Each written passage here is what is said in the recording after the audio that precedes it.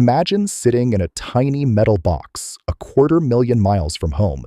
You've just slipped behind the far side of the moon, and right on schedule, your radio connection to Earth fades to static.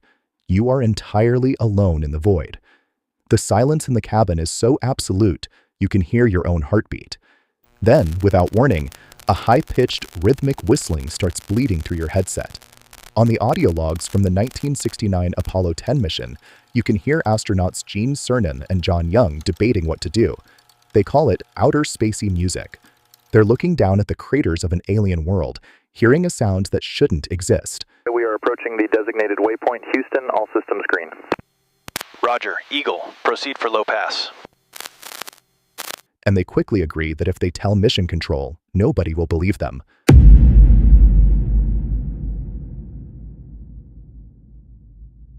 Today we're looking into one of the longest-standing mysteries of space exploration. While that audio anomaly remained hidden for decades, it felt like an omen. Almost immediately after, the entire lunar program was plagued by a string of terrifying, near-fatal disasters. During a routine ground test in 1967, a fire swept through the Apollo 1 cabin, killing all 3 crew members. Then, just seconds after launch, Apollo 12 was struck twice by lightning. Months later, an oxygen tank exploded on Apollo 13, nearly leaving its crew stranded deep in space. After the final splashdown of Apollo 17 in 1972, the engine shut down for good. Despite billions of dollars in infrastructure and a massive fleet of rockets ready to fly, the entire program was abruptly canceled. This sudden stop left a void that quickly filled with speculation. Did the crews see something they weren't supposed to? Were those strange radio whistles an actual warning to stay away? For over half a century, the moon transitioned from humanity's greatest conquered frontier into a silent, untouchable zone, breeding some of the most persistent conspiracy theories in modern history. The truth behind the Apollo 10 music was finally declassified, and it comes down to standard engineering. The lunar module and the command module both had their VHF radios turned on. The overlapping frequencies were simply interfering with each other, creating that eerie, high-pitched feedback. The crew kept it quiet, not because they thought it was aliens, but because the psychological evaluations for astronauts were brutal. Admitting you were hearing strange noises while isolated in deep space was a fast track to getting permanently grounded. The real reason we abandoned the moon is far less cinematic than a paranormal warning. It comes down to cold, hard cash. This chart shows the staggering financial toll of the space race. In 1965, the Apollo program alone was consuming nearly 5% of the entire American gross domestic product. That is a massive spike compared to typical domestic spending. The country was fighting a costly war in Vietnam and dealing with internal crises. They simply couldn't sustain writing blank checks for space travel. Beating the Soviet Union to the lunar surface satisfied the political objectives of the Cold War. Once that flag was planted, the extreme risk to human life and the crippling financial burden meant there was no logical reason to return.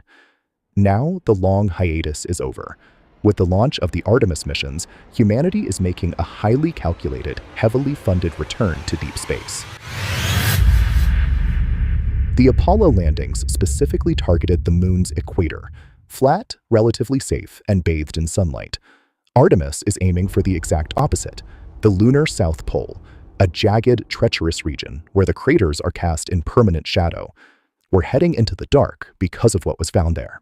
Data captured by India's Chandrayaan-1 mission proved definitively that the permanently shadowed craters of the South Pole contain deep reserves of water ice. Water is heavy and incredibly expensive to launch from Earth. Having it already on the moon provides drinking water for astronauts, but more importantly, it can be split into hydrogen and oxygen to create breathable air and rocket fuel. This incredible discovery has transformed the lunar surface into the most valuable real estate in the solar system, making it the essential first fueling station for the expansion of human civilization. The Artemis program is designed to establish a permanent, continuously inhabited foothold on the lunar surface. This chart shows the acceptable risk of loss for a mission. During the 1960s, astronauts faced up to a 25% chance of not coming home. Modern engineering standards have reduced that to a razor-thin 0.2%, making long-term habitation mathematically viable. But that engineering will be pushed to its absolute limit. The South Pole is unforgiving, with temperatures plunging hundreds of degrees below zero in areas that haven't seen sunlight in billions of years. Establishing a self-sustaining presence here creates the blueprint for a multi-planetary existence, an insurance policy for humanity that doesn't depend on a single planet's fragile ecosystem. As we descend into unlit shadows to claim the resources inside, we're stepping into an environment completely untouched by the sun. 57 years ago, we left because the financial and political costs were too high. Today, with our long-term survival tied to reaching deeper into the solar system, we can no longer afford to stay away.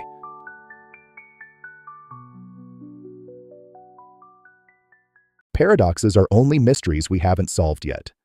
Support the channel by liking and subscribing to stay updated on our latest findings. Share your theories in the comments below. Share this video with someone who questions everything. This is the Synthetic Paradox, signing off.